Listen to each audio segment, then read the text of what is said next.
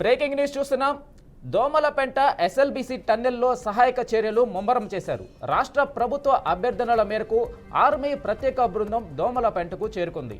ప్రమాదం జరిగిన టన్నెల్లోకి ఎన్డీఆర్ఎఫ్ బృందంతో కలిసి సహాయక చర్యల్లో పాలు పంచుకుంటుంది. ఇప్పటి వరకు 8 మంది ఆచూకీ ఇంకా లభ్యం కాలేదు.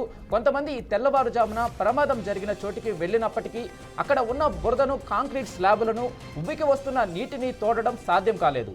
ప్రమాదం జరిగిన చోట పరిస్థితిని అంచనా వేసిన బృందం ఆర్మీతో కలిసి హై రెస్క్యూ ఆపరేషన్ చేపడుతుంది. సొరంగంలో పైకప్పు కూలిపోయి చిక్కుకుపోయిన 8 మందిని రక్షించేందుకు ప్రణాళికలు సిద్ధం చేశారు. టన్నెల్లో ఇరుక్కుపోయిన కార్మికులను వెలుపలికి తెచ్చేందుకు సహాయక చర్యలు వేగంగా కొనసాగుతున్నాయి. ఇక రెస్క్యూ టీంతో పాటు ఆర్మీ సిబ్బంది ట్యూబ్లు, వెదురు తడకలు, ఇతర సామాగ్రిని లోపలికి తీసుకెళ్లారు.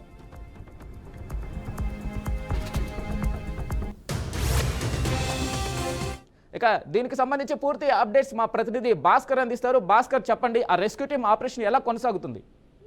వెంకటేష్, శ్రీశైలం ప్రాజెక్టులో ఉన్న దోమలపెంట ఎస్ఎల్బీసీ టన్నెల్లో సహాయక చర్యలు ఇంకా ముమ్మరంగా కొనసాగుతున్న పరిస్థితి. ఇప్పటికే రాష్ట్ర ప్రభుత్వం అభ్యర్థనల మేరకు ఇప్పటికే ఆర్మీ టీం నుంచి పెద్ద మొత్తంలో బృందాలను తీసుకొచ్చిన పరిస్థితి ఉంది. దోమలపెంటకి ఇప్పటికే ప్రస్తుతం అయితే ఆర్మీ బృందం చేరుకుంది. అక్కడ ప్రమాదం జరిగిన టన్నెల్లోకి ఎన్డీఆర్ఎఫ్ బృందంతో పాటు కలిసి పనిచేయడానికి ఇప్పటికే సహాయక చర్యల్లో ముమ్మరమైన పరిస్థితి. ఈ చర్యల్లో పాల్పంచినటువంటి ఇప్పటి వరకు 8 మందిని ఆచూకీ ఇంకా లభ్యం కావాల్సిన అవసరం అయితే ఉంది.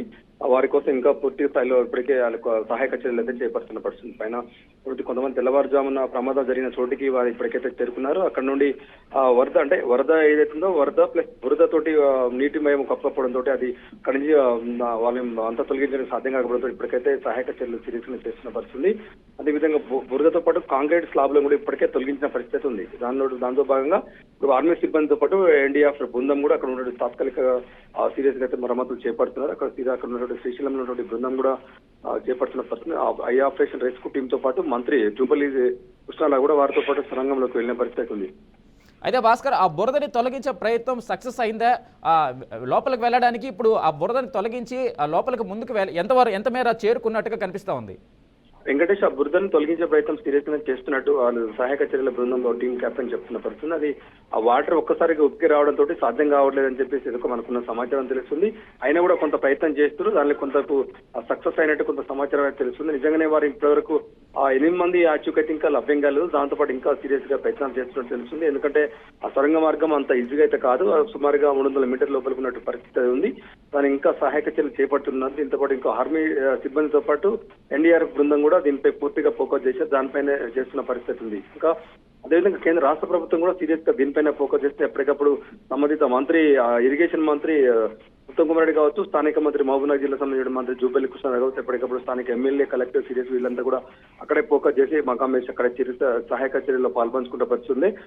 ప్రస్తుతం అయితే ఆ సహాయక చర్యలు కొనసాగుతున్న పరిస్థితి. ఇప్పటి వరకు ఆచూకీ ఎలాంటి లభ్యం కాలేదు. వెంకటేష్, అయితే అధికారులు ఏం చెప్తున్నారు భాస్కర్? అంటే లోపల ఉన్న 8 మంది ప్రాణాలతో సురక్షితంగా ఉండడానికి అవకాశం ఎంత మేర ఉంది? అంటే లోపల వాళ్ళకి గాలి కావచ్చు, అంటే ప్రాణాలతో ఉండడానికి అవకాశము ఎంతవరకు ఉంది? అధికారులు ఏం చెప్తున్నారు దీనికి సంబంధించి?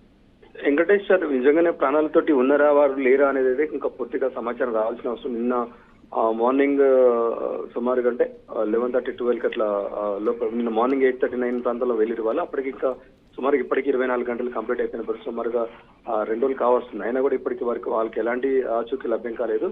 దానితో పాటు సీరియస్ గా సహాయక చర్యలు చేపట్టి వాళ్ళకి కావాల్సిన ఆక్సిజన్ కావచ్చు, ఇతర ఫుడ్ దగ్గర ఉన్న కూడా అక్కడికి పంపించేదానికి కూడా వీలు లేనటువంటి పరిస్థితి ఉంది. నిజంగానే అలాంటి పరిస్థితి ఏమైనా ఉంటే ఇప్పటికీ సీసీ కెమెరాలు కావచ్చు, ఇతర టెక్నాలజీ తోటి అయితే సమాచారం తెలిసే అవకాశం ఉంది. అది కూడా ఇంతవరకు ఏం సమాచారం తెలియట్లేదు.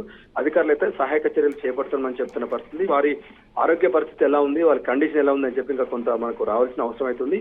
దానిపై పూర్తిగా అయితే సహాయక చర్యలు కొనసాగుతున్నాయి. Venkatesh, right Bhaskar, thank you.